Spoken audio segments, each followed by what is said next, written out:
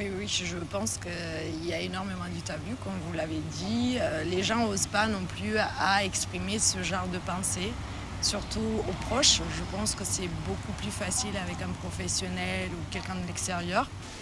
C'est toujours la même chose. Ça reste quand même assez tabou, parce que les gens veulent pas voir les difficultés de leur entourage. Et donc il faut être attentif aux autres. Et quand on sent qu'il y a des difficultés chez quelqu'un, surtout ne pas hésiter à intervenir. Le problème, le plus dur, c'est d'arriver à libérer la parole. Parce qu'on parle jamais de ça. Après, je pense que c'est des sujets auxquels on n'a pas l'habitude de parler, même en tant qu'amis, même dans la famille ou autre. C'est des sujets qu'on met de côté, alors que peut-être que même des personnes de ma famille ont peut-être déjà eu cette pensée ou sont déjà passées par là, mais on n'en a jamais parlé. Il faudrait en parler, il ne faudrait pas avoir peur, il faudrait demander de l'aide, il faudrait voir un psy, ils sont là pour ça. Pour moi, ça ne doit pas être tabou, parce que plus c'est tabou, plus la personne se sentira seule. Je pense qu'il y a un certain tabou aussi par rapport aux hommes, parce qu'on dit souvent qu'un homme doit toujours être fort, ne doit pas pleurer et ne doit pas montrer ses émotions. Donc je trouve que c'est dommage, on est un petit peu en retard par rapport à ça. Par exemple, les mamans, elles ont aussi beaucoup de pression et du coup, elles n'osent pas forcément demander de l'aide ou assumer qu'elles vont pas bien au niveau mental, justement. J'ai des proches un petit peu qui sont passés, peut-être pas à ce point-là, mais par des périodes difficiles, donc qui ont eu besoin de soutien à un moment dans leur vie où il n'y avait pas forcément de gens autour. Je trouve pas, moi. Depuis 30 ans, je trouve que quand même, il y a des domaines, il y a quand même des lieux où il y a des lieux d'écoute, les médecins ils sont réceptifs à ça. Non, je trouve quand même que c'est vachement amélioré. Moi, mon père s'est suicidé, donc c'est un sujet tabou. Vous pouvez en parler, moi je peux vous en parler, mais c'est un sujet douloureux. La dépression, ça a été douloureux à cause de ça, parce que ça a été un non-dit absolu dans ma famille, ça l'est encore. Après, en parler autour de moi, oui, c'est pas difficile, tout le monde comprend. Je pense que maintenant, j'ai beaucoup plus de clés, parce que je me suis renseignée, j'ai lu, j'ai écouté des gens parler. Et donc, il y a peut-être des signes qui me sauteraient aux yeux et que j'ai pas vu chez mon père, et c'est ça. C'est un regret, je sais pas si on peut dire ça, mais il y avait des alertes très claires, des signes que personne n'a vus, parce qu'on n'y connaissait strictement rien. Aujourd'hui, je pourrais peut-être en voir d'autres et je pourrais, je sais pas, le prendre par la main et l'emmener voir quelqu'un. On a tendance à minimiser aussi peut-être la chose, enfin minimiser, dans le sens où on se dit que ça arrive aussi qu'aux autres. Je pense qu'on se dit que nos proches, ça va aller. On a tendance à avoir ce discours. Je sais que j'ai perdu un ami proche de ça et ouais. Il faut en parler, c'est important. C'est important parce que plus on n'en parle pas, plus on se tait dans un trou, on s'isole et puis on fait n'importe quoi. J'en parle à mes amis, là-dessus j'ai pas de soucis, c'est en famille que c'est plus difficile. Parce que le sujet est plus intime et puis parce que les tabous sont très ancrés dans la représentation sociale, dans ce que ça dit, le suicide. Les bons outils pour les accompagner, on les a pas. On n'est pas formé ou naturellement peut-être que les choses ne viennent pas. On se dit que c'est très rare qu'on en arrive jusque-là et en fait non, ça arrive plus souvent qu'on ne le croirait. Je vois que depuis que j'ai perdu cette amie, quand j'en parle, je me rends compte que ça arrive dans plein de vies, j'ai plusieurs amis du coup qui ont été aussi confrontés à ça, quoi, et j'imaginais pas que c'était aussi fréquent. Faut pas juste ouvrir la porte, il y a de l'urgence quand il y a ces envies-là. Faut y aller, quoi. Faut le tirer de là, quoi.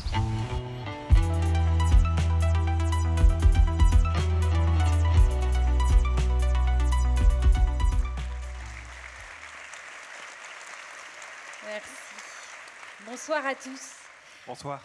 Merci d'être là ou derrière votre écran pour cette première soirée nationale de prévention du suicide. Merci aussi à ces hommes et ces femmes qu'on vient d'entendre et qui ont répondu, vous l'avez vu, avec beaucoup de sincérité à un micro-trottoir sur le suicide. Autant vous dire que ce n'est pas un exercice facile ou naturel. Le suicide, on n'a pas l'habitude d'en parler, on ne sait pas en parler. C'est un peu le tabou dans le tabou. C'est un mot qu'on n'ose pas prononcer ou qu'on chuchote. Et pourtant, parler de ce sujet, ce n'est pas un risque en soi. On va le comprendre ce soir. Ça peut même être protecteur, préventif, libérateur. Du coup, l'objectif de cette soirée, eh bien, c'est un peu de s'entraîner ensemble à aborder ce sujet sans détour. Alors avec sensibilité, bien sûr, mais en essayant de dépasser nos peurs et nos idées reçues. Pour cela, on va s'informer, on va entendre d'autres témoignages rares, précieux. On va rencontrer plein d'acteurs engagés dans la prévention. Et puis tout au long de la soirée, pour nous aider à nos côtés, nous avons le professeur Charles-Édouard Notre-Dame. Merci. Bonsoir Karel, merci beaucoup. Alors, pour ceux qui ne vous connaissent pas, vous êtes pédopsychiatre et coordinateur national adjoint du 31-14. Alors vous, eh bien, le suicide, vous en parlez presque quotidiennement. Oui, quotidiennement. Et bah oui, il se trouve que ça va plutôt bien, en réalité. Parce que ce qu'on observe, contrairement à ce qu'on pourrait penser, c'est que parler du suicide dans un environnement bienveillant, de manière simple, claire, c'est protecteur. En fait, parler du suicide, ça ouvre une porte, une issue pour permettre aux gens d'aller mieux. Et c'est même documenté en réalité par la science, c'est ce qu'on appelle l'effet Papageno. En fait, le principe de l'effet Papageno, c'est les personnes qui entendent des témoignages de personnes qui ont traversé une crise suicidaire, mais qui s'en sont sorties, ça a un effet profondément protecteur. Et ça, c'est prouvé par la science. Alors, on l'a remarqué, ces dernières années, on parle plus facilement de santé mentale. Il y a des tabous qu'on sautait. Mais quand on bascule sur le suicide, ça coince. Pourquoi, à votre avis, ce tabou résiste encore ? Il faut dire que c'est un tabou qui est particulièrement profond, qui est ancien, qui est multiforme, un tabou religieux, un tabou moral, un tabou social, un tabou intime. Et c'est un tabou qui freine les possibilités de prévention. Il faut bien se rendre compte, c'est qu'à peu près depuis les années 90 qu'on se préoccupe de la prévention du suicide. Pendant un moment, on ne pouvait même pas cocher sur les certificats de décès la case suicide. À l'hôpital. À l'hôpital, on ne pouvait pas le faire. Et il faut attendre 93 pour qu'il y ait un premier rapport sur la prévention du suicide et 2017 pour qu'en France, on ait notre première stratégie nationale de prévention du suicide. C'est très récent. Alors ça va souvent de pair, il y a le tabou et les idées reçues. Alors on ne sait pas forcément quand est-ce qu'on les a intégrées, ni où, ni pourquoi, mais elles sont là, elles pèsent. Je vous propose qu'on s'attaque aux plus fréquentes, vous les connaissez bien. Allons-y. Première idée reçue, quand quelqu'un, en parler du suicide, favorise le passage à l'acte. Qu'est-ce que vous... Ça, c'est une idée reçue qui est très répandue et extrêmement tenace. Comme si on posait la question des idées suicidaires, les personnes allaient dire non, j'ai pas... Ah, mais maintenant que vous le dites, peut-être que je pourrais en avoir. Non, on n'a pas ce pouvoir. Heureusement, on n'a pas ce pouvoir-là. En réalité, et je peux être affirmatif là-dessus, et c'est vraiment définitif, poser la question des idées suicidaires ne donnera pas d'idées suicidaires. Et poser la question des idées suicidaires chez quelqu'un qui en a ne fera pas passer à l'acte. En fait, c'est la seule et unique manière d'ouvrir une porte pour lui permettre d'accéder à de l'aide. Très bien. Deuxième idée reçue. Voilà, si quelqu'un a décidé de se suicider, on ne peut rien faire. Ça aussi, idée reçue hyper tenace et tout aussi fausse, c'est-à-dire qu'il y a une pensée un peu fataliste par rapport au suicide. Or, on sait que les idées suicidaires sont toujours associées à une détresse très intense. Le corollaire de ça, c'est que si on diminue la détresse, les idées suicidaires disparaissent. C'est un état qui est transitoire. Oui, donc on peut agir. Une dernière. Ouais.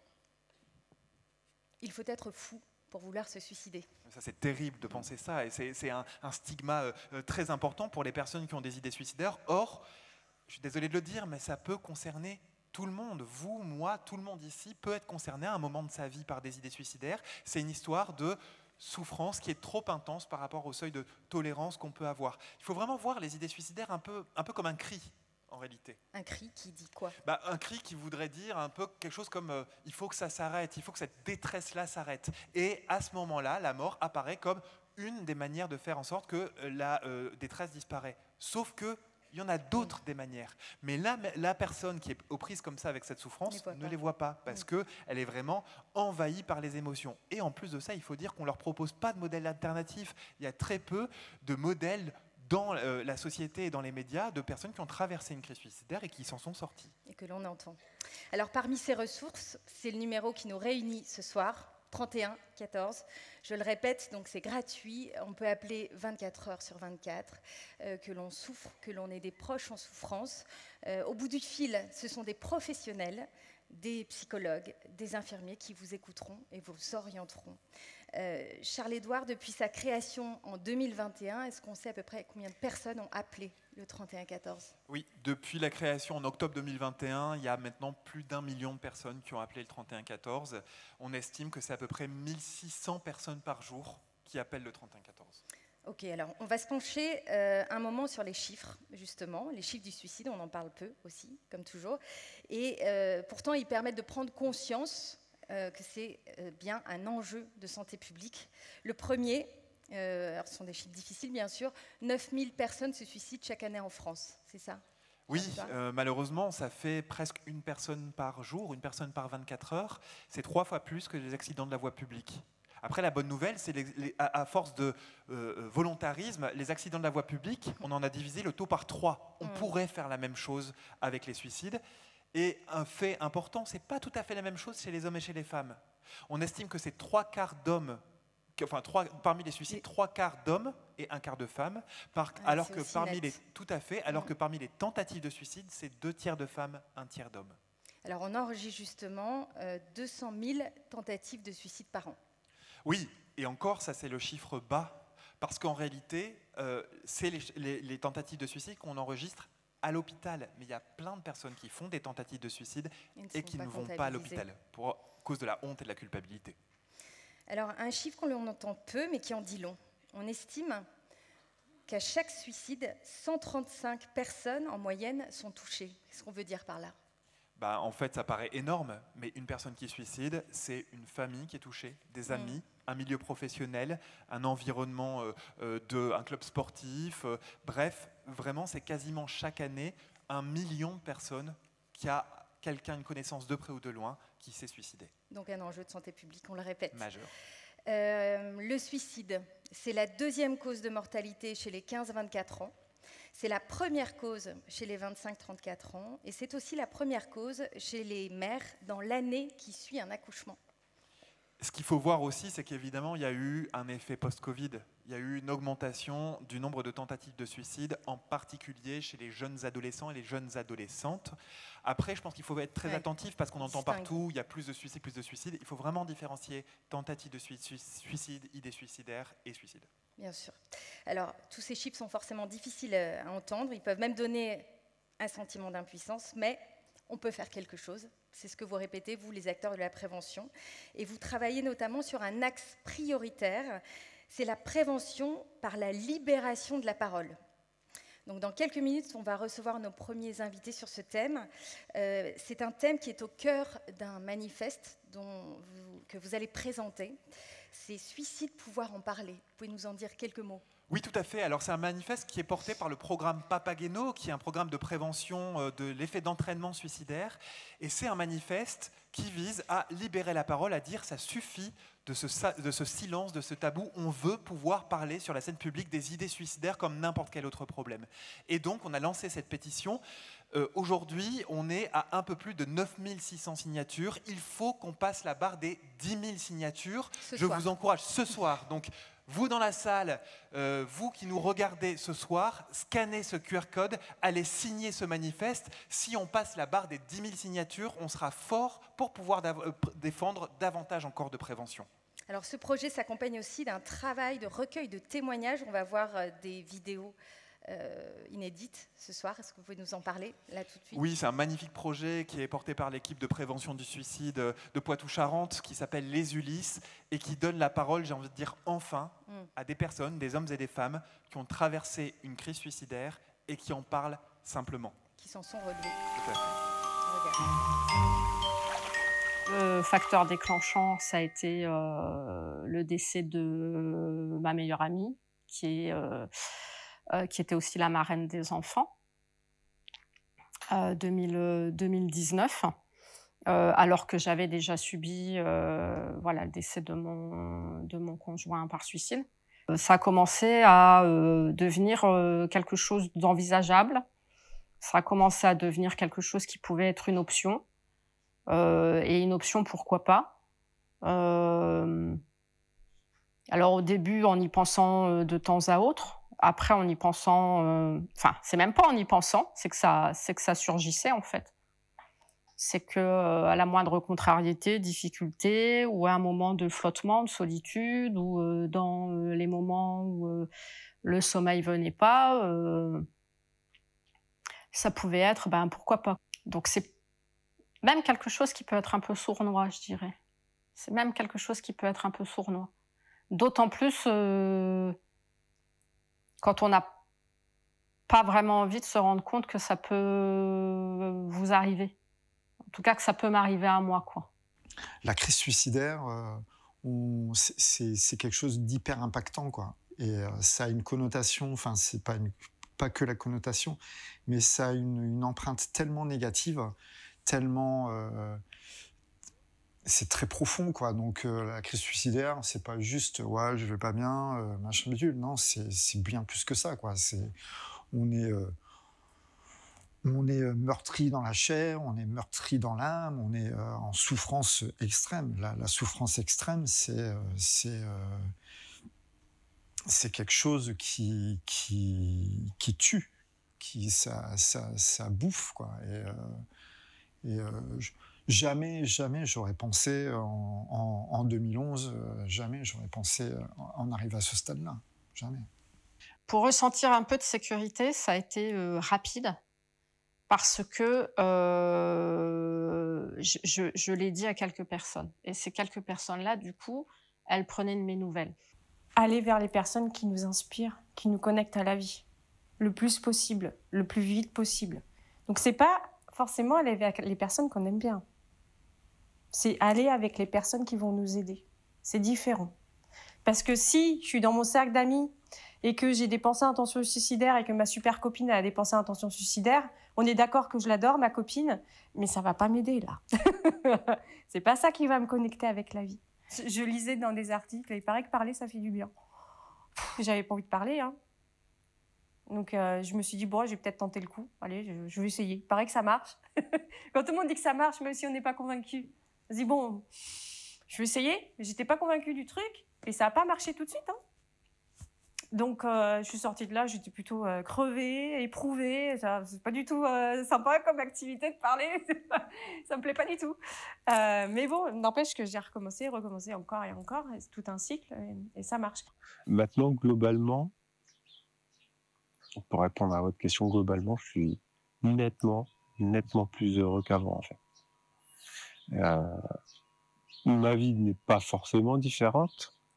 C'est juste que quand un moment se présente, un moment, un petit moment de bonheur, en fait, il se présente, et je l'apprécie pleinement, en fait. Pas que je me sens plus fort, mais je me sens plus posé sur mes deux pieds, plus stable. Je sais quelle est la route qui mène au fond du chemin, parce que je l'ai parcouru, cette route. Donc, si jamais je dois avoir à la reparcourir de nouveau, j'ai mis en place des facteurs de protection un peu à tous les étages. Et pour moi, c'est vraiment découvrir un monde où je comprends ce que ressentent les gens qui n'ont jamais été suicidaires. Je comprends comment ils font pour aimer la vie. Et ça m'a choquée lorsque j'en ai discuté avec ma sœur et qu'elle m'a dit en fait, je comprends pas les gens qui sont suicidaires, je comprends pas le fait de ne pas aimer exister. Et j'étais en mode mais comment?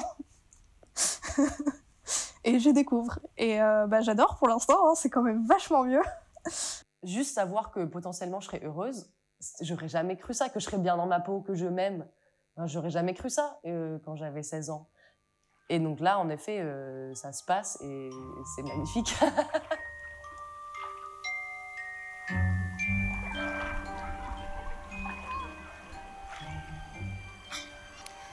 Alors, pour aborder... Ouais.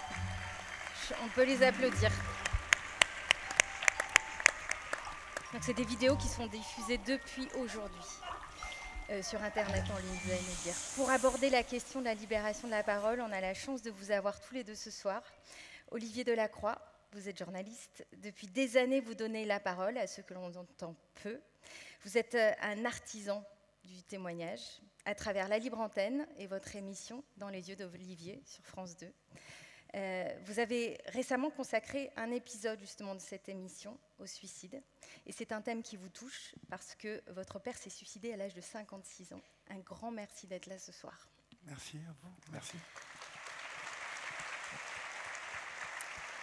Avec nous aussi le docteur Pierre Grandgenèvre. Alors vous jouez un rôle central au sein du 31-14 dans la formation des équipes et le respect des bonnes pratiques professionnelles, mais vous êtes aussi un psychiatre de terrain, au contact régulier avec des personnes en souffrance. Et c'est cette expérience directe, humaine aussi, que vous venez partager avec nous ce soir.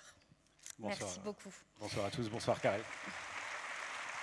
Alors Pierre, ce que l'on vient d'entendre, ce sont donc des personnes qui ont traversé une crise suicidaire et qui se sont relevées. Pourquoi aujourd'hui c'est très important qu'on entende cette parole en particulier? Ces témoignages sont extrêmement forts, extrêmement précieux, tout d'abord parce qu'ils sont vrais, ce sont des vraies personnes qui témoignent, et ça montre qu'on peut en parler. On peut parler de ces idées suicidaires, on peut parler du suicide, on peut mettre le mot suicide au grand jour. Deuxièmement, même si ces messages parlent à tout le monde, ils peuvent impacter particulièrement des personnes qui sont en souffrance, parce qu'ils vont se reconnaître, ça va résonner, ils vont se dire « Ah, peut-être que moi aussi j'ai traversé quelque chose qui ressemble à un de ces témoignages ». Et enfin, eh bien, si on s'identifie à ces personnes qui vont mieux aujourd'hui, qui sont capables de dire « je suis heureux, je m'en suis sorti », alors on se dit « pourquoi pas moi ?» On se dit que c'est possible, ça réouvre le champ des possibles. Alors diffuser ces témoignages, c'est donc faire passer le message qu'on a le droit d'en parler. Olivier, vous, est-ce que c'est une idée qui vous motive quand vous faites vos émissions, notamment celle sur le suicide, d'aider les gens à s'attribuer ce droit d'en parler, parce qu'on ne se le donne pas? D'une manière générale, tout ce qui touche à la santé mentale en France, alors je parle de la France parce que je connais ce pays, reste quelque chose de... J'ai entendu le mot tabou au tout début, ce grand mot qui renferme tellement de pudeur, tout un tas de choses lourdes finalement qui empêchent les gens de parler pour tout un tas de raisons en fait. Par peur souvent de paraître fou, déséquilibré, fragile, par peur de fragiliser aussi ce qu'on aime. Donc il me semblait important, bien évidemment, de consacrer un numéro Dans les yeux d'Olivier à cette question, parce que j'ai un peu cherché partout et finalement on traite très peu dans les médias du suicide. Donc ça n'a pas été facile même de convaincre le diffuseur de le faire, parce que voilà, il y a différents sujets comme ça qui paraissent aux grands patrons, aux diffuseurs, comme étant lourds, sauf que quand on se penche d'un peu plus près, on s'aperçoit que c'est une question centrale chez nos jeunes et puis chez beaucoup d'entre nous. En fait, faire un effort collectif de dépasser ce tabou, c'est un effort collectif en fait. Parler. Ouais. On peut revenir sur un terme important parce qu'on parle de crise suicidaire depuis tout à l'heure. Alors c'est clair pour vous les soignants, vous êtes, pas forcément pour tout le monde. Pierre, c'est quoi une crise suicidaire? À quel moment on doit s'inquiéter pour soi ou pour les autres? D'ailleurs, le terme crise suicidaire est plus précis que le terme suicide, parce que ça fait référence à un processus qui est dynamique, c'est-à-dire qui va durer dans le temps, qui peut durer plusieurs jours, voire plusieurs semaines.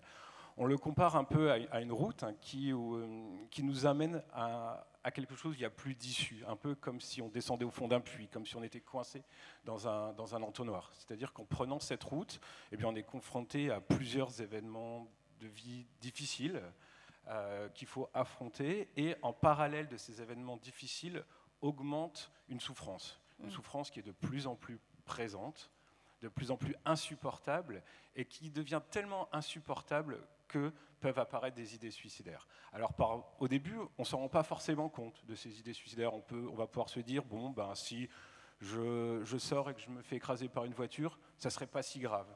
Et puis, si la souffrance devient de plus en plus présente, eh bien, ces idées suicidaires, elles se cristallisent de plus en plus. On est de plus en plus dans le brouillard. On arrive de moins en moins à voir de solutions, jusqu'à ce que, malheureusement, dans certains cas, eh bien, il puisse y avoir des passages à l'acte ou des suicides. Pourquoi c'est important? Parce que, comme ce processus est dynamique, ça nous donne plein de moments pour intervenir, et surtout, c'est réversible. On peut intervenir à chaque moment, ça c'est depuis le début, pour éviter l'émergence même des idées suicidaires, c'est possible, mais il faut vraiment se dire que jusqu'au dernier instant, juste avant le passage à l'acte, il reste toujours de l'ambivalence, toujours une petite aspiration à la vie qui fait qu'on peut toujours intervenir. C'est pour ça qu'on a appelé le 3114, le slogan du 3114, c'est le moment, parce que c'est toujours le moment de faire de la prévention. C'est très clair. Pierre, vous les connaissez bien. On va parler des freins à la parole de ceux qui souffrent, parce que quand on traverse une crise suicidaire, justement aussi, on a des freins à la parole. Vous aussi, Olivier, vous les connaissez. Est-ce que vous pouvez nous les dire, s'il vous plaît, ces freins-là? Il existe de multiples barrières qui sont autour, globalement, de la stigmatisation, autour du suicide, de la souffrance. Aujourd'hui, encore, pour beaucoup de personnes, souffrir ou avoir des idées suicidaires, eh bien, c'est honteux. C'est des signes de culpabilité, aussi de peut-être que je ne mérite pas d'être aidé, ou il y a plus important, plus grave que moi. Et puis ce sentiment de faiblesse qu'on va rencontrer encore plus chez les hommes ou chez les personnes en situation de précarité. Parfois aussi, je pense, le professeur Notre-Dame pourrait le dire, chez les enfants ou chez les ados. Oui, oui, tout à fait. Il y a des barrières particulières chez les adolescents qui ont de grandes difficultés à accéder aux ressources et qui ont du mal à exprimer leur détresse. En fait, c'est pas tant qu'ils aient du mal à exprimer leur détresse, c'est qu'ils ont peur d'inquiéter, et en particulier d'inquiéter les adultes, et en particulier d'inquiéter leurs parents. Mais ça ne veut pas dire que parce qu'ils ont peur d'inquiéter, ils ne sont pas capables de parler, et quand on se préoccupe d'eux et on se soucie d'eux, ils arrivent à parler. Olivier, vous, sur votre libre antenne, paradoxalement, les gens se livrent sans retenue parfois. Pourquoi ça marche selon vous dans ce cadre-là? Parce que justement, comme on l'évoquait pour les ados, on a là un cadre plus feutré, c'est la nuit. Il n'y a pas l'image aussi. La radio, ça n'est qu'une voix. On peut aussi changer son prénom. Confidentialité. Voilà, confidentialité. Et ces quelques détails-là, finalement, font beaucoup. Parce qu'il y a tout à coup cette confiance que ces personnes me font pour tout un tas de raisons. Vous savez, quand vous faites de la télé, vous rentrez chez les gens et ils ont quelque part l'impression que vous faites partie de la famille. Et en ce qui me concerne, je crois qu'il y a eu une confiance qui s'est installée au fil des années, au fil de mon travail, avec ce sentiment qu'on pouvait me parler de ça à moi. Et sur cette libre antenne, j'ai pendant 6 ans écouté régulièrement la parole de personnes qui n'en avaient jamais parlé à qui que ce soit et qui m'annonçaient de but en blanc parfois qu'ils allaient mettre fin à leur jour. Et là, je sais que ce qui me venait en tête, c'est si tu m'as appelé ce soir. Alors je l'ai vous voyez, mais c'était ma petite voix dans ma tête. Si tu m'as appelé ce soir, c'est que ça n'est pas tout à fait fini. Si tu m'as appelé ce soir, c'est qu'il reste quelque part, sans même que tu te l'aies formulé toi-même, l'envie de tendre de choper la main qu'on te tend. Quoi. Ça vous parle, ça? Oui, c'est pour ça que j'ai interpellé. En fait, c'est très intéressant parce que c'est ce qu'ils disent les personnes aussi au 3114, c'est-à-dire ce sentiment d'intimité, de quelque chose de très feutré, entre vous et moi. Je peux enfin en parler, alors que jamais j'en avais parlé avant. C'est très similaire à ce que vous dites. Mais alors, au-delà de l'écoute au 3114, parce que c'est bien de pouvoir parler, mais il y a aussi les professionnels qui vous accompagnent ensuite. Bien sûr, et comme dit Olivier, au 3114, on va se saisir de cette porte qui s'ouvre pour justement donner ce temps d'écoute. Et l'expertise des professionnels de santé vont aller plus loin que cette écoute parce que eux, leur travail va être justement de déconstruire ce qui a fait crise, donc la crise suicidaire, les événements que les personnes ont pu rencontrer, pour réfléchir avec eux à d'autres solutions à mettre en place pour réouvrir le champ des possibles. Le maître mot est il y a toujours une autre solution que le suicide. Alors, autour de chaque personne en détresse, il y a aussi des proches qui sont concernés, évidemment, qui vivent ces questions de plein fouet aussi. Pierre, souvent, ces proches vous disent « Et moi, qu'est-ce que je peux faire? Qu'est-ce que je dois faire ?» Au-delà d'être concernés, ils sont souvent démunis. Ouais. Démunis. Alors, un des premiers conseils qu'on leur donne, c'est déjà de rester eux-mêmes, de ne pas jouer au psy. On reste l'épouse, on reste les parents, on reste le frère, on reste l'ami, et on garde ses mots. On reste à sa place en gardant ses mots et en envoyant des messages qui sont assez forts, qui sont « tu comptes pour moi, tu n'es pas seul, je suis là pour toi. Je suis là pour toi, pourquoi? Pour t'aider, pour t'accompagner. » Vers qui? Généralement vers un professionnel de santé. Alors, ces 3 messages, vous ne les dites pas au hasard. On sait que ce sont des messages fondamentaux. On peut les répéter? On peut les répéter. C'est vraiment ces messages qui En fait, ils disent « je m'inquiète pour toi, je suis en mouvement pour que tu ne restes pas seul, pour briser cet isolement, parce que tu comptes pour moi, je suis là pour toi, tu n'es pas seul. » Et on ne se sent pas forcément, évidemment, d'aller plus loin. Et dans ce cas-là, qu'est-ce qu'on fait? On passe le relais, justement. Alors, on accompagne la personne si elle est d'accord, mais on a aussi beaucoup de témoignages qui nous disent je lui ai dit d'aller voir un psy, mais il me dit non, je ne suis pas fou, j'ai pas envie, et puis non, j'irai pas.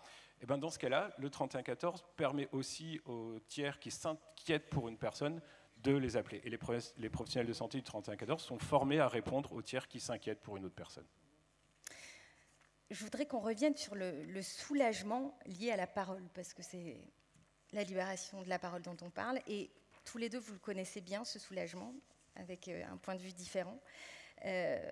Dans la libre antenne ou dans vos émissions, comment vous le percevez, ce soulagement, quand ça y est, ça sort? Tout simplement que c'est sorti une première fois. Ouais. Parce que ça a été souvent le cas. J'étais tout à coup celui à qui on venait dire j'ai eu envie de mourir. Aujourd'hui, j'ai pensé que je voulais mourir. Qui n'est pas une simple pensée, qui est une pensée qui suit après, qui laisse, je suppose, quelque chose de l'ordre de on en est imprégné. Donc, le dire, c'est bien évidemment, je pense, un soulagement, mais nous avons un rôle aussi, comme le disait Pierre, et je vais peut-être vous paraître un peu naïf, mais c'est une histoire d'amour aussi, notre vie. Et c'est une histoire de regard. Il y a quelques mois, j'étais à Lyon pour les Sentinelles, et j'ai parlé d'amour. Les sentinelles. Les sentinelles. Peut-être je peux faire un petit point sur les sentinelles, comme ça permet de... C'est très important. Les sentinelles, c'est un magnifique dispositif que porte le groupement d'études et de prévention du suicide, qui consiste à trouver des personnes qui sont particulièrement mobilisées dans leur communauté, comme des aidants, et vraiment de les accompagner et de les former pour mieux être capables de repérer la crise suicidaire et de l'orienter le plus vite possible vers les professionnels, tout en prenant soin de soi. Chez les agriculteurs notamment, par exemple. Alors par exemple, on en déploie dans plusieurs endroits, mais c'est vrai que dans certains domaines particulièrement affectés, comme l'agriculture, c'est largement déployé dans le cadre du plan mal-être en agriculture. Donc un agriculteur que l'on forme et qui ensuite sera en mesure. Tout à fait, ça peut être un agriculteur, ça peut être un vétérinaire, ça peut être quelqu'un d'un syndicat, d'une mutualité sociale agricole, ça peut être un jeune. C'est très puissant, ces sentinelles, parce que je permets de revenir juste sur ce qu'on disait, et ce que disait Pierre, dire « je suis là pour toi, je t'écoute et je me préoccupe de toi », ça paraît minime, mais c'est un fil de vie qu'on est en train de tisser. C'est à partir de ça, là, qu'on va pouvoir déclencher toute la chaîne de prévention. Pardon, Olivier. Oui, pardon. Non, c'est exactement ça. C'est relever la tête et s'apercevoir qu'on vit à côté de toi, à côté de toi, à côté de toi. Je sais que tu es là. On est tous les jours dans nos vies embarqués et comptez le nombre de moments dans une journée, vous qui êtes là, où vous ne faites pas attention autour de vous, à celui qui est à côté de vous. Moi, j'allais rajouter un barman. À Lyon, il y a un barman qui était en formation et qui est venu me voir. Je crois que c'est une histoire de perception de l'autre, d'être conscient qu'on vit dans un monde où il y a l'autre, et que si cet autre, il semble ne pas aller très bien, eh bien, on ne perdra jamais notre temps à aller le voir, à lui dire « ça va ? Qu'est-ce qu'il y a qui ne va pas ? Je sens... » Alors, il vous enverra peut-être boulet, mais en tout cas, moi, ça m'est rarement arrivé. Et je pense que c'est ça, c'est relever la tête et quelque part dire à l'autre moi je t'aime, en tout cas je sais que tu es là et je veux faire attention à toi. Ça peut surprendre dans ce monde-là aujourd'hui, mais je pense qu'on est plein à vouloir être comme ça, tout à fait. Au final. Pierre, justement aussi sur le soulagement lié à la parole, vous dites que vous le voyez physiquement. Vous pouvez nous expliquer ? On ne se représente pas la force des mots. Il y a une grande différence entre être triste et dire « je suis triste ». Et effectivement, en entretien, on le voit physiquement, cet apaisement de personnes qui disent oui, j'ai des idées suicidaires. Et on disait tout à l'heure, ces personnes ne le cachent pas. Ils disent, je suis en souffrance, j'en peux plus de cette souffrance, j'aimerais qu'elle diminue, j'aimerais qu'on trouve des solutions. Et le fait de pouvoir mettre des mots les soulage, et comme vous le disiez, Karel, ça se voit physiquement, ça se voit en entretien, dans leur posture, que ça fait du bien d'en parler. Pour autant, on sait aussi que quand on est en souffrance psychique, on n'a pas toujours le réflexe de se tourner ni vers l'autre, ni vers des professionnels. C'est ce qu'on appelle un biais, la barrière d'autosuffisance. Comment on peut développer la culture du soin ? Si je vous pose la question. Oui. Développer la culture du soin, c'est vraiment, en fait, la question c'est pourquoi est-ce que c'est si difficile de se faire aider et comment est-ce qu'on fait pour dépasser certaines réticences à parler comme ça. En fait, il y a des choses toutes simples. C'est-à-dire que quand on se casse la jambe, on a un réflexe. La base, c'est de se dire, du coup, je vais aller à l'hôpital. Pourquoi est-ce que quand on a des idées suicidaires et que c'est aussi grave que se casser la jambe, voire plus grave, on n'arrive pas à avoir ce réflexe-là. Et c'est vraiment, il y a tout des représentations autour de ça, sauf qu'il y a quelque chose de très prosaïque. Quand je vais pas bien, quand je vais mal, je me réfère à des professionnels de la même manière que si je me casse la jambe. Je vais aller soins, mais peut-être que Pierre... C'est ce que vous disiez aussi, et qui est hyper intéressant, c'est que la souffrance psychique, c'est de l'ordre de la souffrance physique, en fait. Oui, vous en parlent, les patients, même vous, Olivier, vous avez dû avoir des témoignages là-dessus. C'est ça, c'est trouver des arguments pour convaincre et persuader qu'aller voir un professionnel de santé, ça peut soulager et passer au-delà de ces représentations du psychologue, du psychiatre. Mais en fait, quand on parle du psychologue et du psychiatre, ça peut même être le médecin généraliste. C'est-à-dire qu'en première ligne, aller dire à son médecin généraliste, plutôt que « Oh, j'ai mal au ventre, j'ai pas trop envie d'aller au boulot ce matin, j'arrive pas à dormir », lui dire « Je souffre psychologiquement », eh bien, on devrait en arriver là aussi facilement que je me suis cassé la jambe, je vais à l'hôpital voir un chirurgien. Mais pourquoi est-ce si difficile de dire dans ce pays, dans ce monde, je vais pas bien? Parce que ça reste compliqué, ça reste difficile dans le cadre du travail.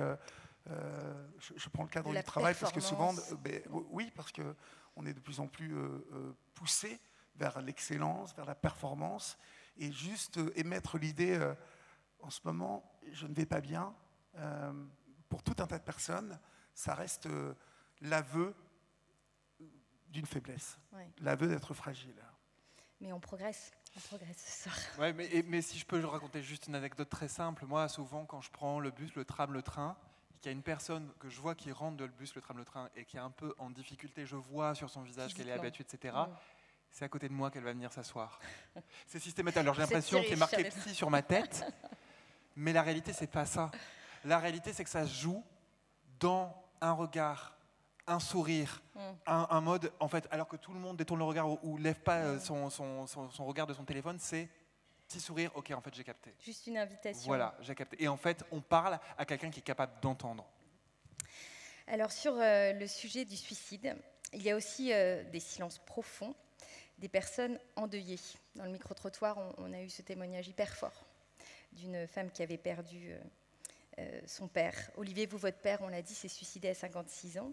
Dans votre émission, vous vous êtes focalisé sur le témoignage des personnes, elles aussi endeuillées. C'est une douleur, on est face à une douleur évidemment très particulière.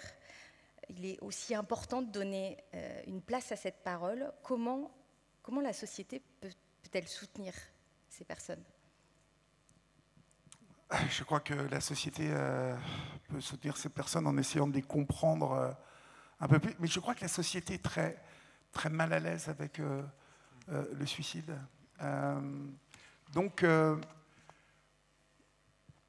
je me souviens, moi, lorsque j'ai perdu mon père, finalement, avoir des attitudes en face de moi de personnes très embarrassées. Et on peut le comprendre. Et bien évidemment, on peut le comprendre. Mais embarrassé pour tout un tas de raisons, parce que comme c'était dit au début, un suicide, ça pulvérise tout, ça arrache tout sur son passage, et on se retrouve dans une multitude de questions. Moi, je sais que ce qui m'a fait du bien, et ce que j'ai été chercher, ce sont des réponses. Vous expliquez. Il me fallait, mais vraiment pour que je continue moi à avancer, comprendre comment mon père en était arrivé là, par quel processus, et qu'est-ce qui l'avait mené là. Ça m'a profondément aidé à accepter sa décision, à la comprendre bien évidemment, mais à accepter difficilement, mais je crois que le fait de comprendre celui qui a commis ce geste, comprendre l'extrême douleur dans laquelle il se trouvait et à laquelle il a décidé de mettre fin parce qu'elle devenait insoutenable. D'ailleurs, je vais vous faire la confidence, la veille de son suicide, je n'avais pas vu mon père au moins depuis 4 ou 5 mois comme il l'était. On a dîné avec mon frère, ma mère et lui, et c'était un samedi soir, et c'était formidable parce qu'il était comme il n'avait pas été depuis des mois. Il était gai, il était apaisé, mais parce qu'il avait pris la décision. Voilà. Merci pour ce témoignage très fort. Il y a un point délicat qu'on doit aussi aborder. Justement, ensemble, depuis tout à l'heure, on dit le suicide peut être prévenu, on peut faire quelque chose.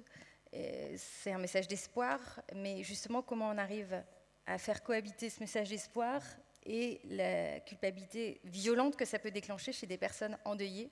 Comment Bien sûr, d'ailleurs, on s'associe à la souffrance et à la douleur des personnes endeuillées par suicide.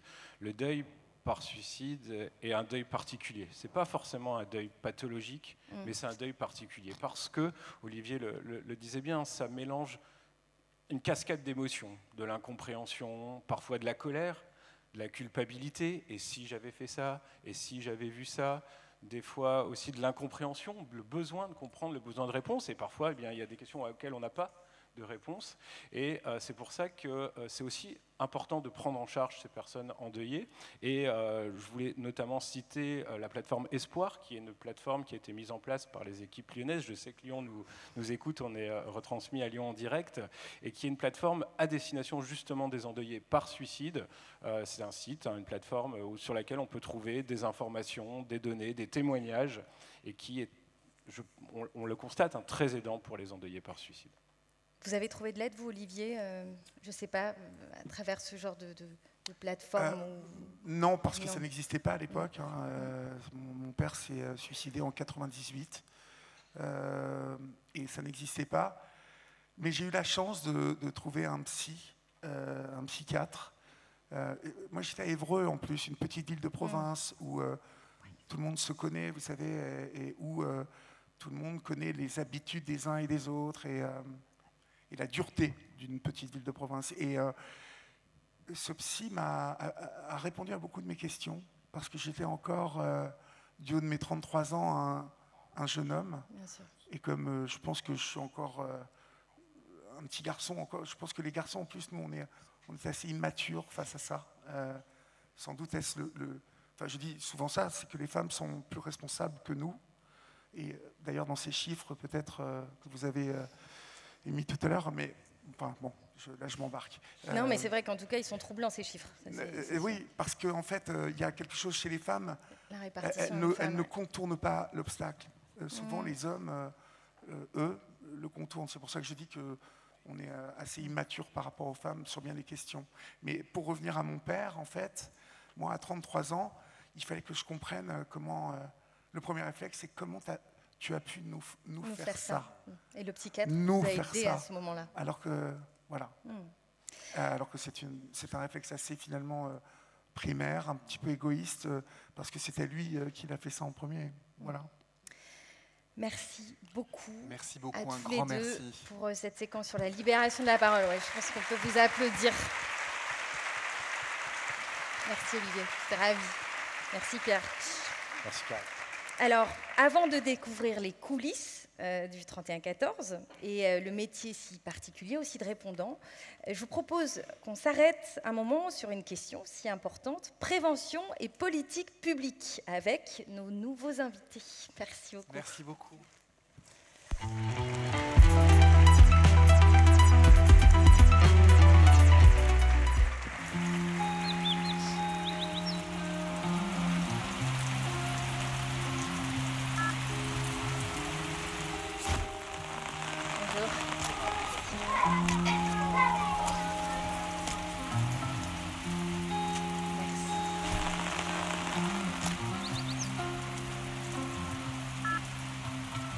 3114, bonjour.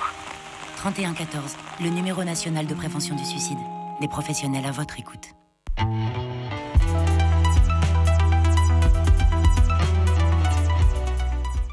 Alors la prévention, c'est l'affaire de tous, on l'a dit, mais surtout des dirigeants, des politiques publics. Avec nous ce soir pour en parler, merci d'être là. Alors Madame Patricia Minaya Flores, vous êtes adjointe à la sous-directrice de santé des populations et prévention des maladies chroniques. Vous représentez le ministère de la Santé ce soir, merci beaucoup. Alors, Monsieur Frédéric Boiron est excusé et c'est vous, Madame Anne Girard, on vous remercie d'être présente. Vous êtes secrétaire générale du CHU de Lille.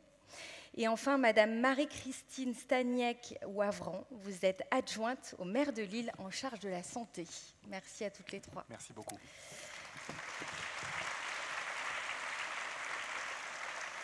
Patricia, face au constat des chiffres liés au suicide, on les a présentés tout à l'heure. Alors, il faut le dire, la France est partie des pays qui a décidé de structurer une SNPS, Stratégie nationale de prévention du suicide. Est-ce que vous pouvez nous expliquer en quoi consiste cette stratégie? Et on a regardé, vous pouvez même le voir ici, de quoi comprendre cette stratégie? Effectivement, face au poids du suicide en France, la Direction générale de la santé pilote la fameuse stratégie nationale de prévention du suicide qui elle-même rentre dans le cadre de la feuille de route santé mentale et psychiatrie. Et je sais que pour ceux qui nous suivent à distance, qui sont un peu loin de l'administration et des services, peut-être que c'est juste un mot un peu administratif, mais je vous invite vraiment à vous tous d'aller regarder en quoi consiste cette feuille de route, parce que les structures, toutes les actions que vous menez dans le terrain, et ce sont des piliers d'action concrètes dans le cas de la prévention contre le suicide.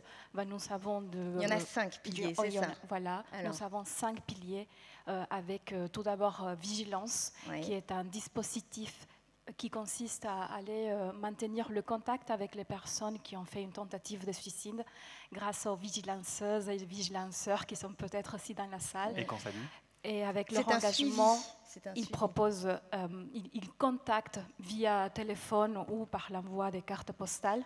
Ils vont contacter les personnes pour créer du lien, pour les aider et pour remonter la pente.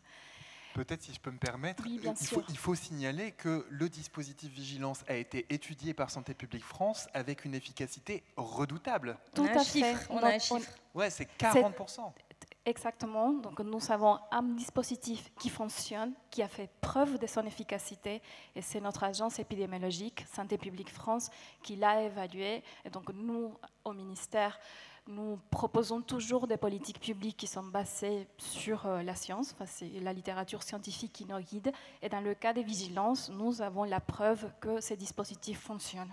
Le chiffre, vous pouvez nous l'expliquer? 40%. 40%, c'est-à-dire que les personnes qui bénéficient de vigilance après une tentative de suicide, eh bien, ça permet de réduire de 40% la réitération suicidaire. Faire une nouvelle tentative de suicide, c'est le risque majeur après une première tentative. Tout à fait. Alors, deuxième pilier, le 3114, bien sûr. Bien évidemment. Je pense qu'aujourd'hui, maintenant, vous le savez tous, 3114, 7 jours sur 7, 24 heures sur 24. Oui. Le troisième pilier, ce sont les formations. Et tu en parlais tout à l'heure, Charles-Édouard. Nous avons 3 formations qui, ensemble, aident à former tout d'abord des citoyens avec Sentinelle. Vous en avez déjà en parlé. Et il y a 2 autres modules qui sont plutôt à destination des professionnels de santé, évaluation, orientation et intervention des crises. Okay. 4e pilier, la prévention de la contagion suicidaire, parce que nous savons aujourd'hui que les personnes qui sont exposées à un suicide, directement ou indirectement, elles sont plus à risque d'avoir des idées suicidaires, voire de passer à l'acte. Et c'est pour cela qu'il y a un mois, la Direction générale de la santé a lancé un plan d'action qui liste vraiment toutes les pistes d'action que les territoires peuvent mener grâce avec le pilotage des agences régionales de santé. C'est Papageno, excusez-moi, c'est ça? C'est tout. C'est entre autres Papageno. Entre autres, voilà, parce qu'il y a des actions qui peuvent être qui peuvent être mises en place en amont ou en aval. Donc on va devoir avoir, je ne vais pas lister toutes les actions, mais il faut se préparer, et, il faut que toutes les entreprises, institutions soient prêtes à un événement malheureux comme celui-ci, mais il y a aussi la gestion des réseaux sociaux, il y a la prévention, la gestion des lieux où se produisent des suicides, et également la postvention, donc suivre et accompagner les personnes endeuillées, et également toutes les structures qui ont vécu un suicide, parce qu'il faut il faut savoir aborder la question, soutenir et ne pas faire du mal, ne pas inciter les personnes à se suicider avec une mauvaise communication ou des actions qui sont menées avec une très bonne volonté, mais qui finalement ne vont pas aider à prévenir d'autres suicides. Et puis il y a l'information générale du public, on y est. On est parce un que pilier ça c'est un pilier qui est particulièrement partagé par les différents acteurs. Ça. Évidemment, parce que la prévention du suicide, la prévention en santé mentale, aujourd'hui, nous sommes déjà tous convaincus que doit être menée de façon intersectorielle, de façon interministérielle, dans toutes les politiques publiques. Et on doit informer, sensibiliser, on doit briser les tabous. C'est ce qu'on fait aujourd'hui. C'est ce qu'on fait ce soir. C'est magnifique. Et il faut que les gens sachent qu'il y a des lignes d'écoute qui existent, que l'aide est possible, que le soutien est possible, et qu'il y a des pistes de solutions, qu'il y a toujours une solution, et qu'on peut en parler. Et vous l'avez déjà dit tout à l'heure, ça fait du bien d'en parler. Ça ne va pas pousser quelqu'un à se suicider, même si cette personne n'en a pas de pensées suicidaires, et encore moins quand elle en a des pensées suicidaires. Merci de le répéter. Anne Girard, quand on parle de stratégie en santé, on pense forcément aux établissements de soins, mais pas forcément sous l'angle de la prévention, et pourtant vous êtes présent aussi là-dessus. Oui, c'est vrai. Ouais. C'est vrai, les CHU, et je dirais même singulièrement le CHU de Lille. On est ici à Lille, alors on peut le dire.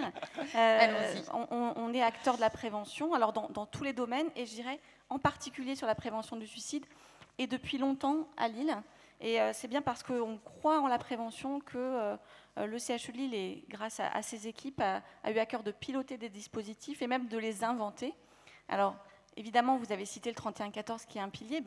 C'est le CHU de Lille qui anime le dispositif national, donc qui anime tout le réseau, et porte par ailleurs un centre d'écoute 24 heures sur 24 pour les Hauts-de-France, parce qu'il faut savoir que même si c'est un numéro unique, c'est bien des centres partout en France pour avoir une réponse on va adaptée au local. Et ça, c'est quelque chose sur lequel on insiste souvent. Vigilance, vous l'avez dit, Vigilance, ça a été créé en 2015 à Lille par le professeur Veva, et il est maintenant généralisé sur tout le territoire, mais on a la responsabilité de l'organisation, de la coordination nationale. Vous nous avez fait confiance, donc merci pour ça. Mais on peut citer aussi d'autres choses de prévention. Moi, je voulais évoquer Respect. C'est un réseau régional de soutien aux personnes endeuillées et en situation traumatique. C'est né de l'expérience du Covid, où il y a eu évidemment beaucoup de personnes endeuillées de manière brutale. Et ce réseau accompagne les personnes endeuillées qui sont face à un deuil brutal, c'est-à-dire on dit dans 48 heures, donc vraiment des délais très courts, et aussi pour des décès de mineurs, et pour finalement dépister des complications précoces de deuil, au-delà de l'accompagnement qui est fait, l'accompagnement de soins, l'accompagnement administratif, social, mais aussi ce dépistage. Donc pour moi, c'est vraiment de la prévention des impacts de ce deuil. Et puis, peut-être, outre cette prévention pure, on travaille aussi au repérage précoce. Donc pour moi, c'est pas de la prévention, mais chez les patients. Ah oui. Et moi, je voulais citer deux beaux projets qu'on porte. Le projet PEP 48, qui s'adresse aux jeunes, donc de 15 à 25 ans, et qui facilite l'accès aux soins de ces jeunes lorsqu'ils sont confrontés à des symptômes psychotiques émergents, pour essayer d'être le plus tôt possible dans la prise en charge. Donc ça, c'est important, c'est une forme de prévention secondaire. Et puis aussi Prédipsy.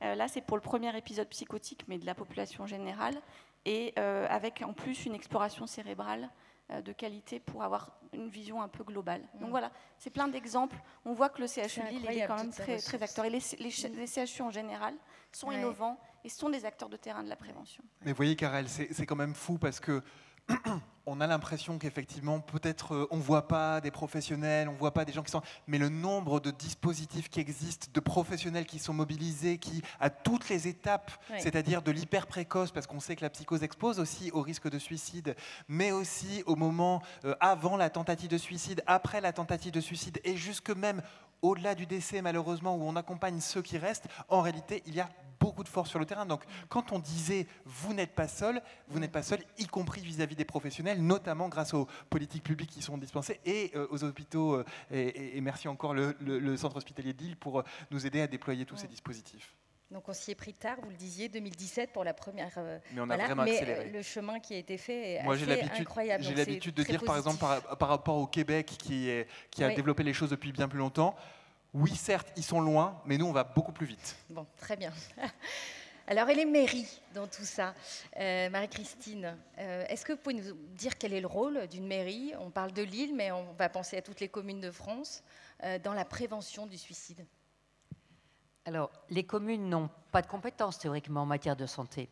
Et donc, nous, notre porte d'entrée, c'est d'arriver à mobiliser des acteurs, des associations, des bailleurs, des professionnels de santé, comme celui qui est à côté de vous, pour accepter de travailler dans des groupes de travail, parce qu'on a une population qui, à un moment donné, a été en contact, il y a quelque chose qui ne va pas, on ne sait pas trop comment faire, et donc on a besoin d'avoir des partenaires qui vont réfléchir et trouver des solutions. Et nous, notre rôle en tant que maire, c'est effectivement d'arriver à mobiliser des acteurs très différents pour que les uns et les autres, les uns parce qu'ils ont un problème, les mettent sur la table, et les autres, ils disent ben, ça va pas, il faut qu'on trouve quelque chose pour avancer ensemble.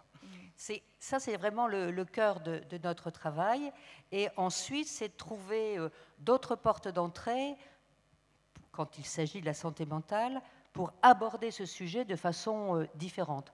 On l'a fait au travers du sport, on le fait au travers de la culture, on le fait au travers de l'animation, parce que ça doit devenir quelque chose dont on parle facilement, banalisé, et vous allez voir une expo, c'est sympathique, vous vous sentez bien, et finalement, ça participe justement de cette, bien sûr, c'est l'offre aussi de cette action. Et donc, nous, notre boulot, c'est d'offrir beaucoup de choses. Oui. Mais avant, on faisait de la culture sans... Voilà, on faisait des expos. Point. Maintenant, on se dit, santé mentale, exposition, quel impact cela peut avoir? Comment on va pouvoir, après, à l'intérieur, par exemple, du Palais des Beaux-Arts, avoir un groupe qui vient dans le Palais des Beaux-Arts et qui va, au travers de la sculpture, de la peinture, regarder et parler avec des professionnels sur les questions de santé mentale. Et ça fait 12 ans maintenant qu'on a un conseil lillois de santé mentale. Et on a mis au fil du temps beaucoup d'actions en place. Et je sais pas, c'est pas une des dernières, parce que depuis on en a remis en place d'autres, mais effectivement, il y a eu un groupe de travail particulier qui faisait apparaître une souffrance dont on ne parlait pas beaucoup dans la ville, n'est-ce pas, monsieur? C'est lui.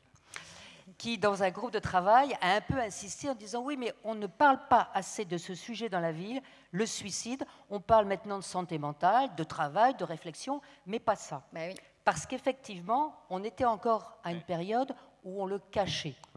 Et nous, on a dit bah, « D'accord, on va essayer de travailler avec vous. » Parce que c'était lui l'animateur du groupe de travail, pour essayer de porter ce dossier, pour en parler autour, pour aller de l'avant, parce qu'il nous fallait aussi, nous, en tant que politiques, on n'est pas les spécialistes, mais politiques, on a pris conscience qu'il y avait une difficulté, et donc on a poussé les uns et les autres pour avancer à cette création extraordinaire. Et ça a été très très important, parce qu'en réalité, la ville, c'est aussi le tissu social.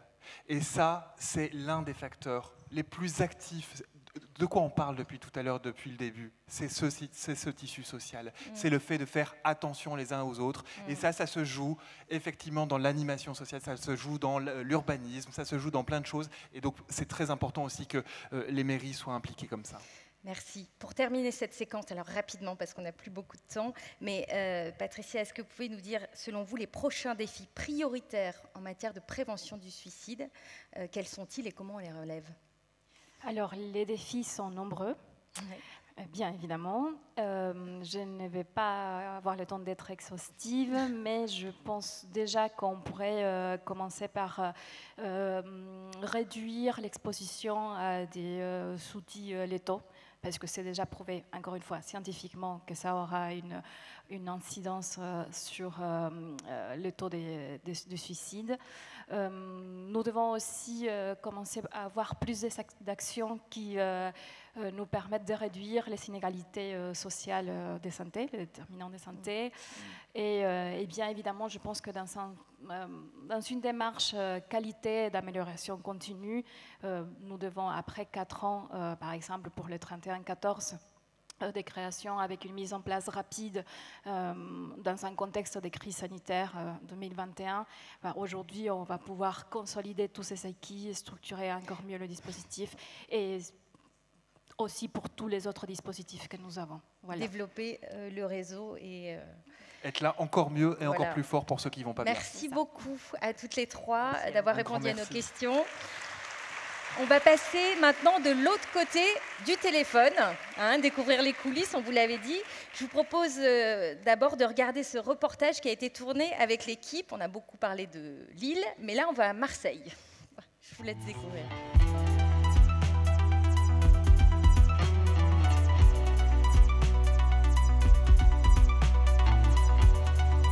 Le centre de Marseille couvre la zone de Provence-Alpes-Côte d'Azur, donc les 6 départements de PACA. Actuellement, on a 7 répondants. Le profil actuel, ce sont des infirmières qui sont en poste. Elles travaillent minimum 2 par vacation et 7 jours sur 7, de 9h à 21h. 31-14 gens.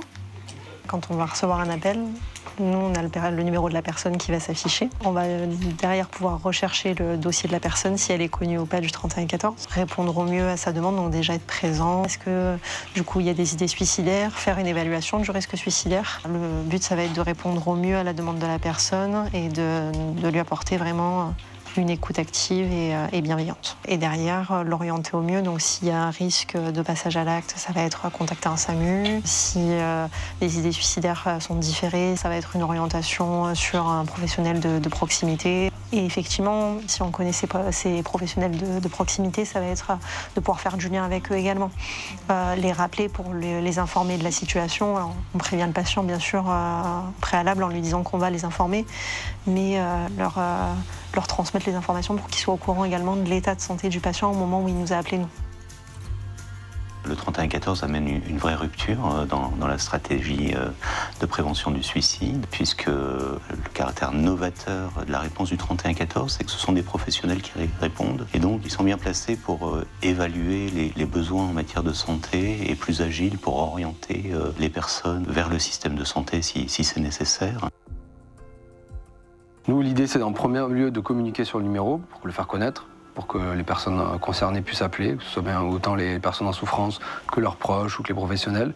Donc il faut aller vers les gens, leur en parler, aller un peu plus dans le détail de ce qui se fait, qu'il est un dispositif professionnel, qui est derrière, il y a des répondants qui sont formés pour ça, on vient apporter un plus. Ça, c'est une chose importante qu'il faut vraiment garder en tête. Pour autant, on a besoin, nous aussi, d'avoir des informations sur ce qui se fait à l'extérieur. Parce que nous, on est qu'au téléphone, les patients, on ne les recevra pas, il faut qu'on puisse les orienter. Donc bien sûr, dans la majeure partie des cas, on les oriente vers l'hôpital, le secteur sanitaire, la psychiatrie ou les psychiatres libéraux. Donc ça, c'est, j'allais dire, le socle un peu de nos orientations. Mais on va au-delà. On peut faire des orientations vers du médico-social, vers des associations, vers les lieux spécialisés pour telle ou telle pathologie ou telle prise en charge. Donc c'est important qu'on puisse les connaître leurs spécificités. Tout ça, c'est des choses très précieuses pour les répondants, pour qu'ils puissent apporter ça aux gens qui appellent et apporter une réelle plus-value, en fait, au fait d'appeler le numéro, quoi, voilà.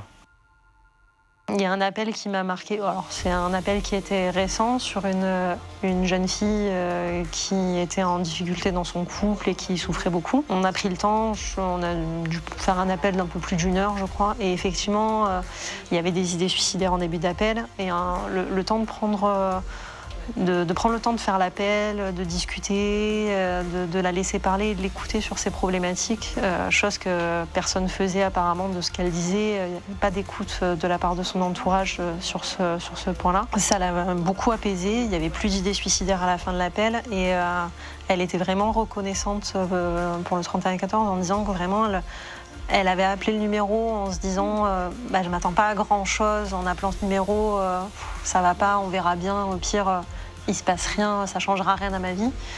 Et en fait à la fin de l'appel elle se sentait vraiment soulagée, elle disait qu'en fait c'était vraiment un numéro qui était utile et ça fait plaisir d'avoir des appels comme ça parce qu'on se dit que finalement bah, on fait pas notre travail pour rien et que le numéro de 3114 il n'existe pas pour rien et ça fait plaisir d'avoir des retours positifs comme ça. Voilà pour ces images tournées à Marseille. On va aller plus loin. 3 invités avec nous. Alors, vous les connaissez peut-être. Professeur Pierre Thomas, vous êtes le coordinateur national du 3114 et vous êtes là depuis sa création, on le répète, en 2021. Bonsoir. Bonsoir. Madame Blandine Gasperi, donc, vous faites partie de ces répondants, ce métier qu'on va découvrir. Vous êtes infirmière au 3114. Bonsoir. Bonsoir.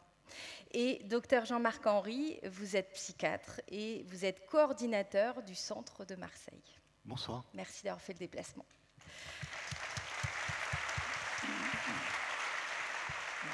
Professeur Thomas, on a déjà envie de vous poser la question.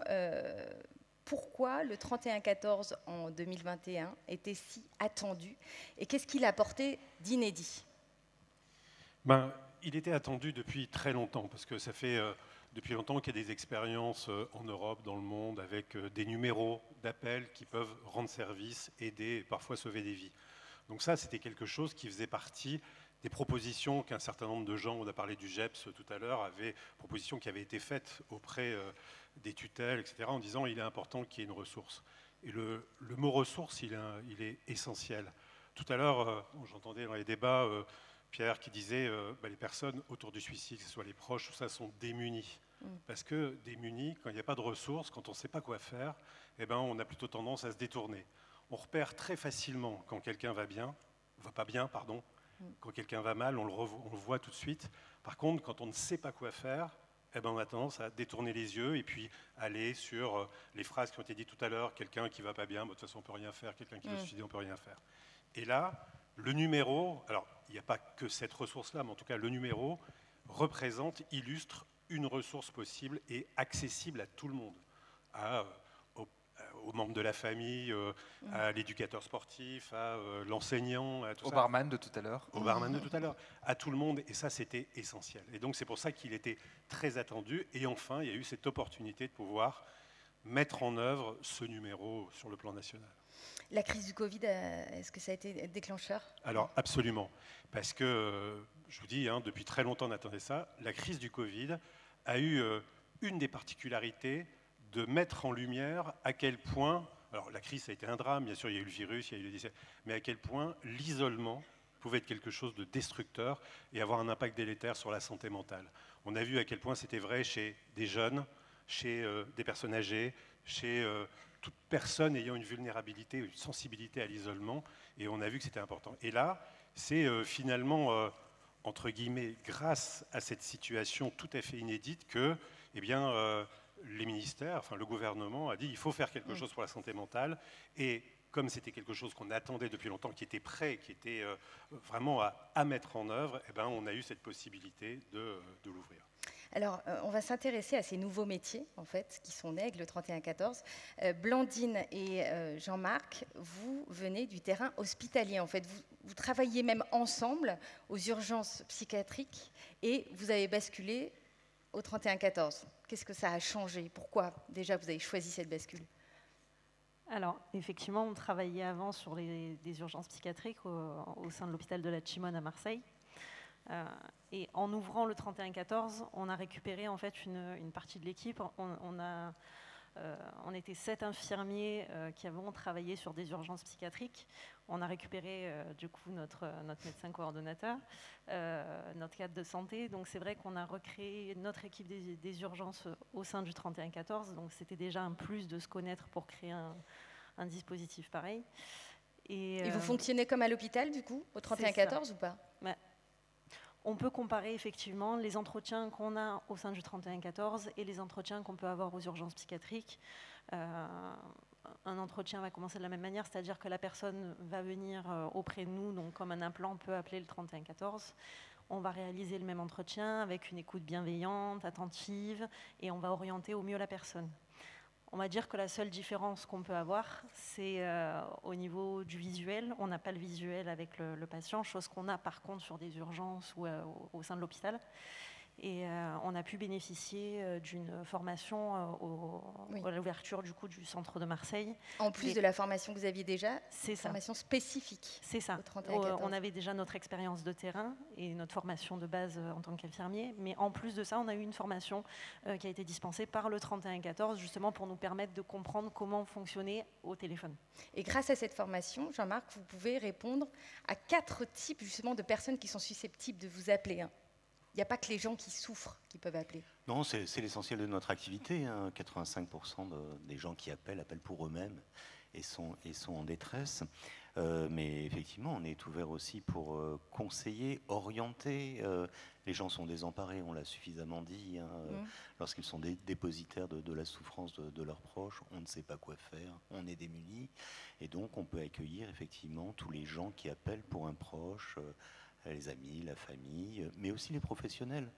On peut être un professionnel et aussi en désarroi pour une raison ou une autre, pour une situation qui ne ressemble pas à celle qu'on connaît. Et donc, on a aussi des appels, des infirmières scolaires, des médecins du travail parfois, des professionnels du DRH qui a vu un employé qui n'allait pas bien ou du collègue de travail.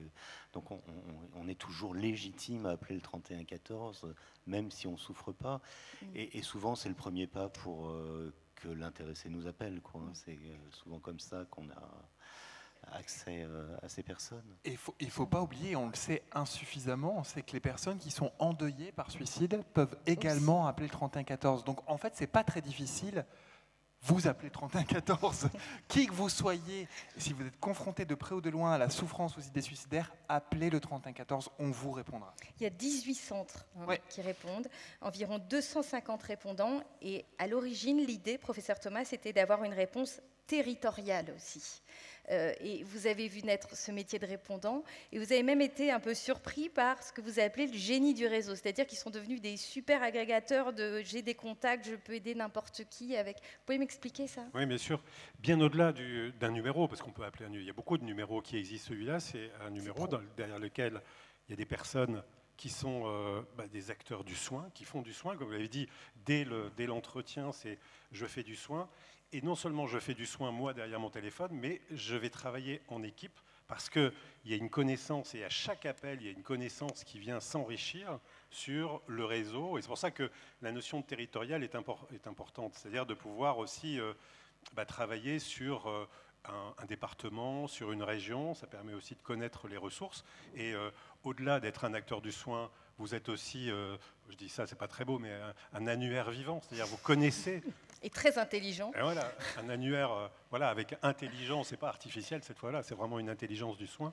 Et donc de pouvoir connaître toutes les clés du réseau, parce que quelqu'un qui a des suicidaires ou répondre à un proche qui s'inquiète pour quelqu'un qui veut suicider, ça veut dire aussi de faire appel à toute une chaîne de soins, d'accompagnement, de personnes qui pourraient être susceptibles d'intervenir. Et ça, c'est véritablement ça qui a été vraiment tout à fait... assez, je veux dire, merveilleux dans la façon dont ça s'est développé, au-delà de simplement réfléchir à un numéro de téléphone avec l'histoire téléphonique pure derrière. Oui. Vous pouvez nous donner un exemple concret justement sur cette individualisation de la réponse? On manque un peu de temps, mais si on peut faire comprendre aux gens ce que ça veut dire dans votre travail. C'est vrai qu'on va se focaliser vraiment sur le besoin de la personne et l'orientation qu'on va pouvoir lui donner au moment précis. Donc on va se renseigner, savoir si la personne a besoin de se rendre plutôt sur des urgences, avoir besoin d'un SAMU parce qu'elle est dans l'incapacité de pouvoir se déplacer d'elle-même. Mais après, ça va être aussi de pouvoir l'orienter sur d'autres structures comme des centres médico-psychologiques où il y aura donc accès à des psychiatres ou des psychologues, à des psychiatres libéraux, des psychologues en libéral, les orienter vers les bonnes plateformes pour pouvoir prendre rendez-vous. Ça va être leur proposer des dispositifs comme le dispositif Mon Soutien Psy pour avoir des rendez-vous avec des psychologues le plus rapidement possible. Enfin, voilà, ça va être essayer de donner l'orientation précise et la plus adaptée à la personne. C'est important ce que vous dites parce que des fois on hésite à appeler parce qu'on se dit mais il n'y a plus de psy, oui. Il n'y a plus de rendez-vous au Pénurie. CMP, il y a plus de... de toute façon, il n'y a plus personne vers qui on peut se tourner, il n'y a plus personne sur les territoires. Alors, je ne vais pas vous détromper complètement. Hein. C'est vrai qu'on manque beaucoup de ressources en santé mentale, c'est vrai. Mais le 3114, grâce à ce génie du territoire, grâce à cette connaissance, cet annuaire vivant, sont des artisans de la construction des parcours et des orientations, et ils pensent à beaucoup de ressources qu'on ne connaît pas forcément. C'est pour ça que le 3114 n'est pas qu'un numéro, c'est aussi un acteur de prévention dans les territoires. Pour terminer très rapidement, mais c'est important, je pense qu'on en parle, le numéro circule beaucoup sur les réseaux sociaux à destination des jeunes.